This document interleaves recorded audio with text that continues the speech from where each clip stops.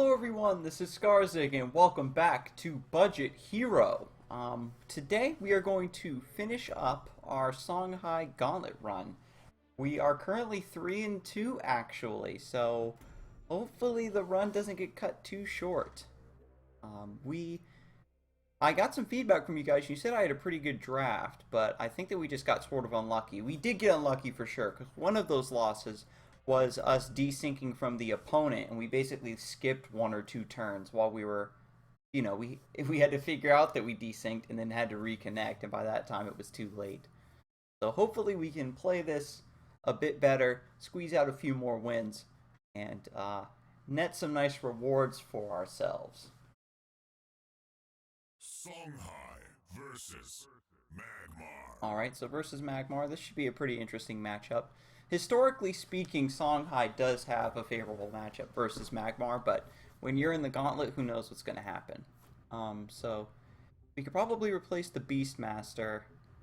Developing Katara, Celestial Phantom, and then Sun Elemental to give them extra HP so they can stick would actually be pretty nasty. So that might be a decent idea. Ooh, double Katara turn 1. Cool, we'll go for that. Now, Kataras are really weak to Magmar's spell Natural Selection. But what this will allow us to do is just ramp and play the Sun Elemental next turn. And then we'll have the Kataras that are slightly more difficult to take down. Hopefully we can replace into a couple of our really clutch spells. Actually, honestly, it'll be better for me to just ramp 4 or 5 and then develop the Haman Blade Seeker super early.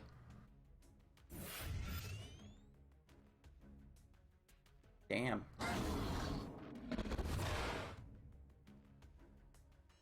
I'm gonna hit that thing in the face. One thing I am worried about is if I develop the Haman, if he has an Egg Morph, if he managed to draft one of those. Oh, but Blistering Scorn is actually really ridiculous here. Let's replace the Celestial Phantom, see if we can get anything.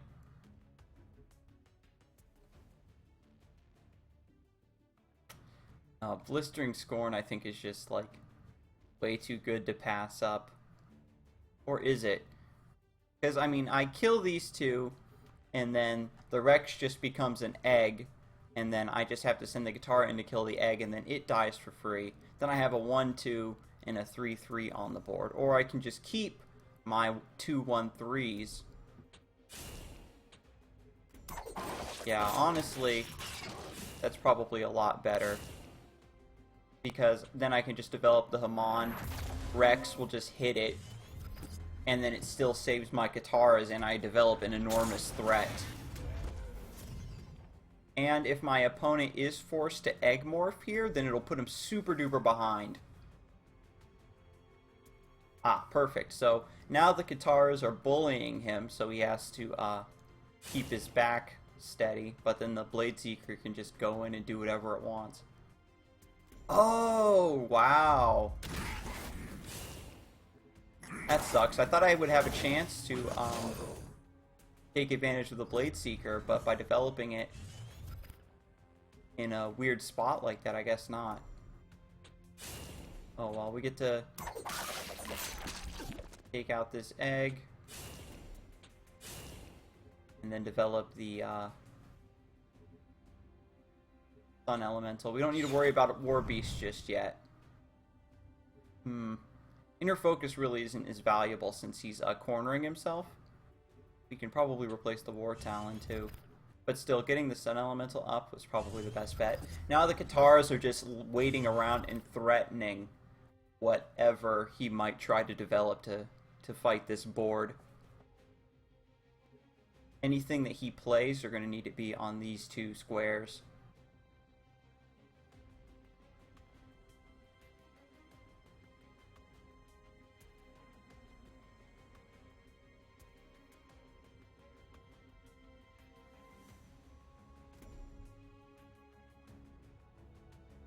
And I've got the Wings of Paradise. So next turn what I'll do is I'll just play it, run in, attack. Well, actually no, he's going to overload himself.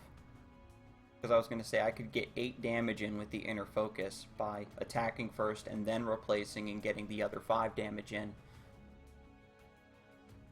But I mean, if he overloads himself and then just wants to start face tanking all of my guys, then go for it. Be my guest. And he must have enough mana to play something behind him then if he's stepping away from the wall. Wow. You get a Maw, Frostbone Naga. Pretty decent, pretty decent.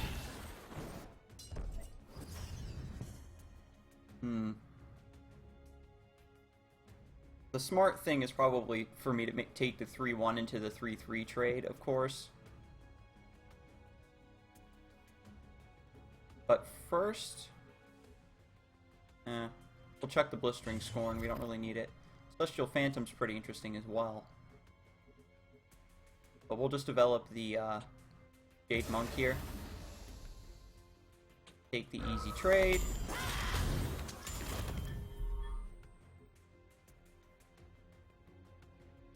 And have the Katara step down. I'm going to step like this, so we play around War Beast a little bit better this way.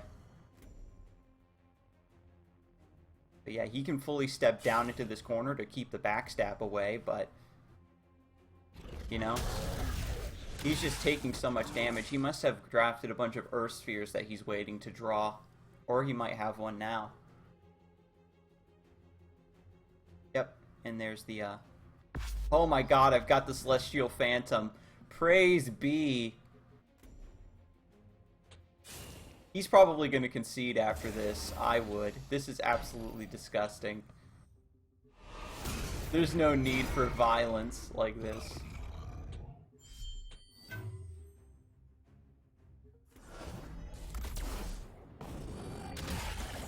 That's just really rude, honestly.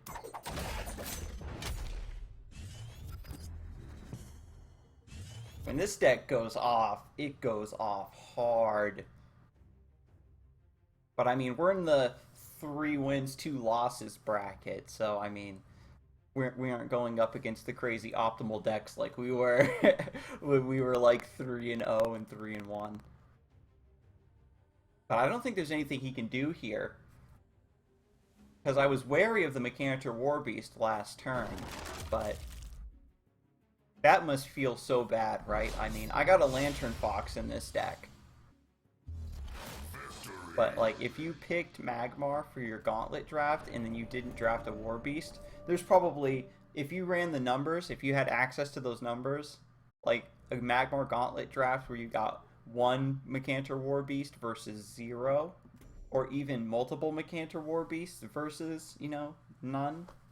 I wonder, like, I really wonder how much having per copy of Mechanitor Warbeast, how much your win rate goes up.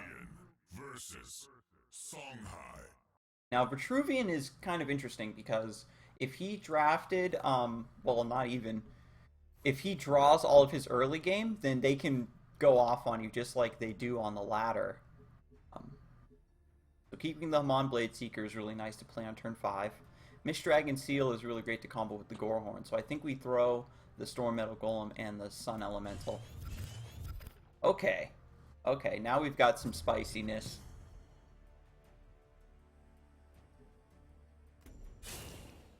I think we can get away with putting all of our eggs in one basket, so to speak.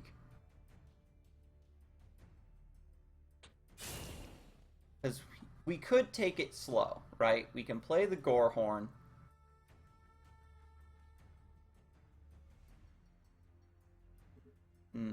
We can play the Gorehorn raw and then take the greedy route so that we can ramp up to Hamon Blade Seeker next turn and then have 1 more mana for the Mist Dragon Seal.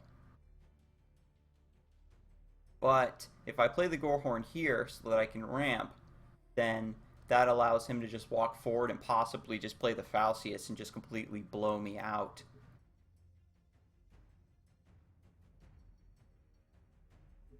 So, and even if I do, actually, yeah, I'm just going to go for it. because so early in the game, at 3 mana, he's not going to have access to Entropic Decay. And Falcius isn't going to be enough to kill the Gorehorn now because it buffs up to a 5/5. And so I don't get to ramp next turn, but because I have the Killing Edge to play instead, I'm just going to get this damage in, then get more damage in. When you're in this situation, it forces you back, so then I can just bully him away from this mana. But again, this is putting all my eggs in one basket. What you got? Siphon Energy? Ephemeral Shroud? I'm fine with that. Because he still has to... Yeah, see, he just attacked anyway. So now, I can still play the Killing Edge if I want. What if I replace this Hamon? Because it's such a strong follow-up play. Ooh, Widowmaker.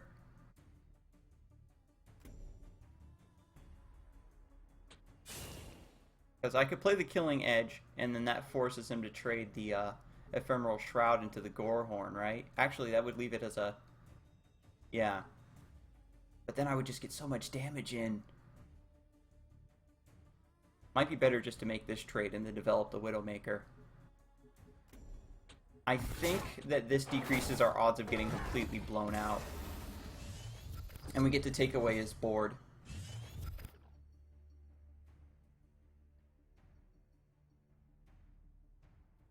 Then Rui's actually really nice for us in this matchup too, so I'm going to hold on to that. And we're going to be at 5 mana next turn. So if he develops an Obelisk, I'll just probably snatch it. Ooh, Crossbones! Can't be mad at that.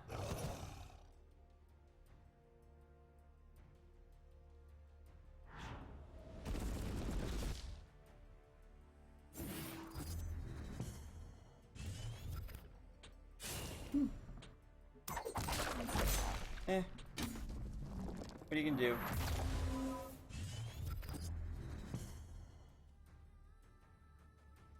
Crafting Crossbones for Gauntlet is really strong because ranged units are a big pain. Because I can't really see what's in his hand, I think I made the correct choice though. Making the trade instead of playing the Killing Edge there. Getting that body on board.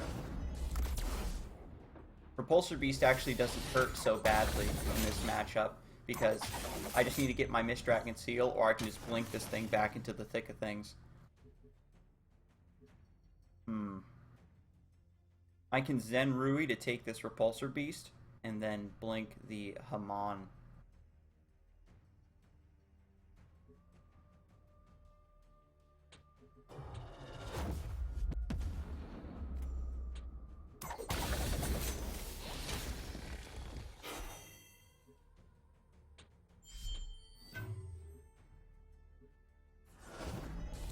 And so now I have 3 bodies on the board and this Killing Edge is looking a lot better. I'll probably...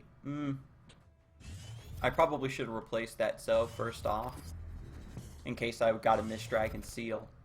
So that was a mistake on my part. I was thinking that I'd want to keep it to draw a spell. But because I have such a good board, I can probably just start backing off now. Because I just had to basically claw my way back and restabilize, he's managed to even out the HP pretty well. But I do have Maw, which is pseudo removal. Wings of Paradise is going to be additional damage that I can push through next turn. And then we have the Killing Edge about to come through, which I'm going to slap on Zen Rui. The only problem is that the Hamon Blade Seeker... Okay, so Maw takes that out. I can actually Killing Edge Zen Rui.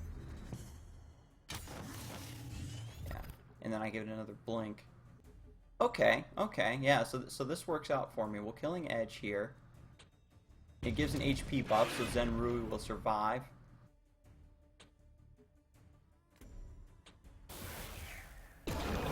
Plays the Kron. Then I can blink. 2, blinking. 4, 3, 4, 5. Okay. Because I can attack, but I think what I'm going to do is just play the Maw. instead.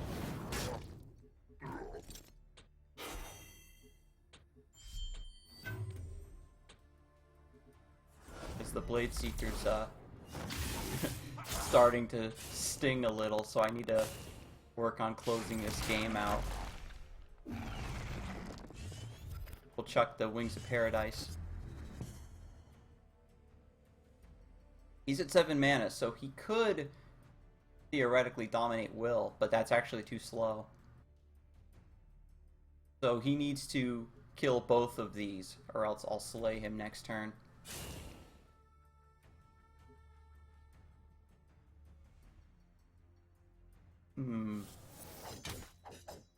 Nope.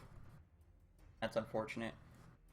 Because if that ping would have went on the Zenrui, then that would actually have been really clutch. Because then the Hamon wouldn't be able to get around because I don't have Blink. So now the Blade Seeker hits me. Zenrui. Zenruing the Repulsor Beast was just what I needed to win that fight, because I had it there to take out the Iron Dervish, and then I had the Maw to take out the Inquisitor Kron spawn, so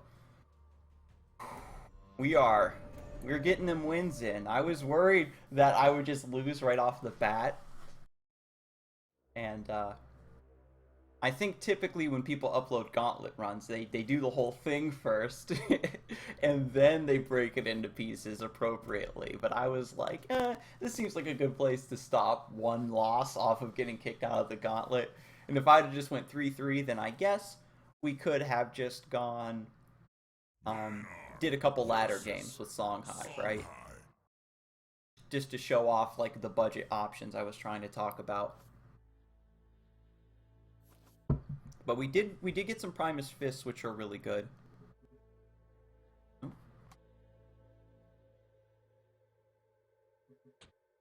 Storm Metal Golem, throw that away. We can actually go Gorehorn Katara. And the Killing Edge is just really good for us for this deck.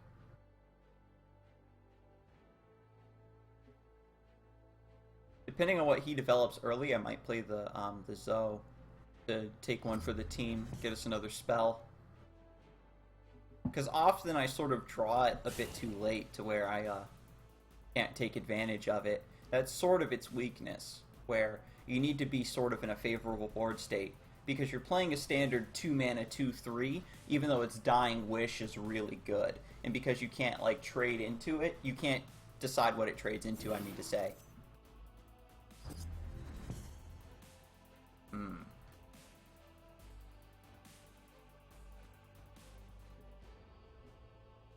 Based on that play, we probably could go Gorehorn Katara, because Gorehorn trades into the Rust Crawler cleanly. Juxtaposition, yeah, now that further incentivizes me to make this play.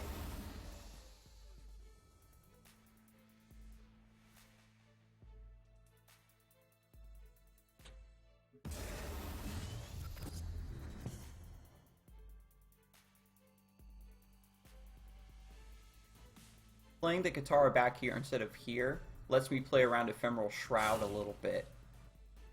And if I do juxtaposition the Katara to get in there, then whatever I choose is going to be slightly farther out of the battle. But the Gorehorn is just there so that it can punch the Rust Crawler and get its +1/+1. Yeah, I don't care about Snow Chaser at all.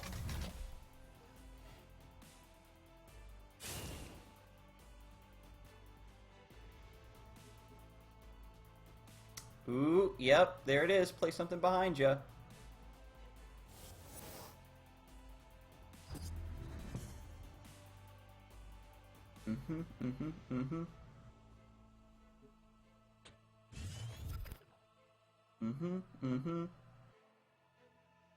So I can, let me see. Oh man. Wish I had enough for 3, 4, 5.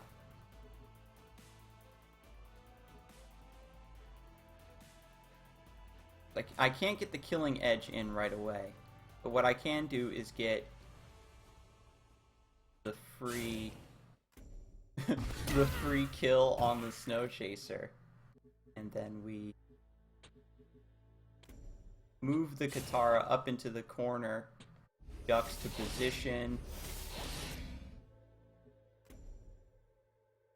get the backstab, Phoenix Fire you, play the Zoe, we in there.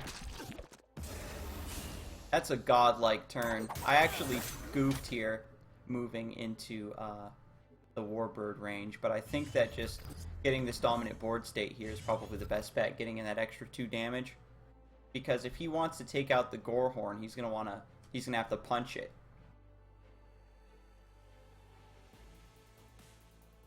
And because I have access to Blink next turn, what I can do is just move the Katara out of the way, have the Gorehorn get its backstab instead, so it gets its stats after it survives.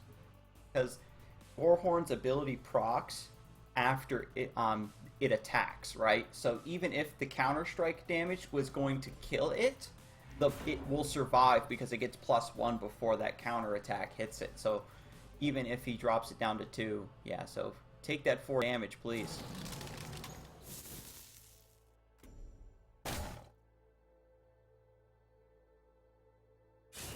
Zoe will just walk down 1 space to hit the general. Ooh, Blazing Spine's pretty good.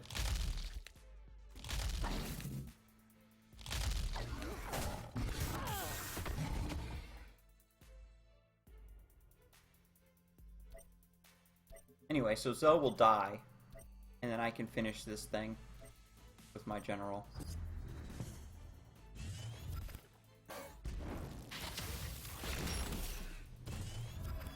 Get an inner focus. That's pretty good, actually. If I can step down, actually.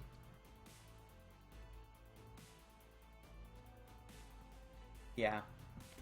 I can step down, kill this Blazing Spine, move the Katara down, it kills that Blazing Spine for free, then we enter focus, Killing Edge, and because Killing Edge is affecting a backstab minion, we get to draw a card off of it. At the end of the turn, we'll get an additional card. Boom. So I'm wondering if we can replace the Widowmaker here, maybe get a 2-drop to develop. Hero Puppy Dragon, perfect. Oh. So now he's down to 7 HP. The Golden Mantella, you see, because I stepped down, there wasn't a chance of it moving towards the mana. It wants to come towards the nearest target, which is my general. So we really, because we only have a 30-card deck, it's a lot easier for us to get these like crazy dream openings. Hailstone Prison's really strong there because it gets rid of the Killing Edge buff. And we only had 1 inner focus that we drafted.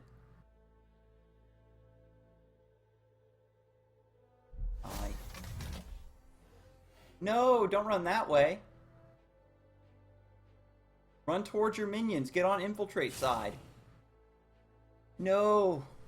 I think it's because if he runs this way, it'll open him up to backstab, and now he's afraid. Because if I have another inner focus plus Katara, so I guess that's a smart move overall, but it doesn't... He can't get away from my reach that way. And the Snow Rippler's ability to draw a card only works when it is infiltrated. So let's replace the Rust Crawler, see if we can get something. Did we draft 2 inner focus? I could have sworn we only had the 1. Anyway, how much damage is that? That's 4, 5, 6, 7. Damn. I kind of feel bad. Because I thought we only had the 1 copy of Inner Focus. Okay, my draft is really ridiculous. Or was the Inner Focus the one... Did we draw that off of Zoe when it died? I think that's what it was. So, even luckier. We are really scumming through this gauntlet right now. Holy moly. So now we're 6-2. And this video is actually coming up on 25 minutes, so I think we're going to cut it here and see if we can keep going next time on Budget Hero. Holy crap, we're managing to bring it back. And again, if we get kicked out right at the beginning of the next video, we'll just hop right onto the ladder and we'll get a good look at what rewards and whatnot we've gotten. So I'll see you then, and you have a good one.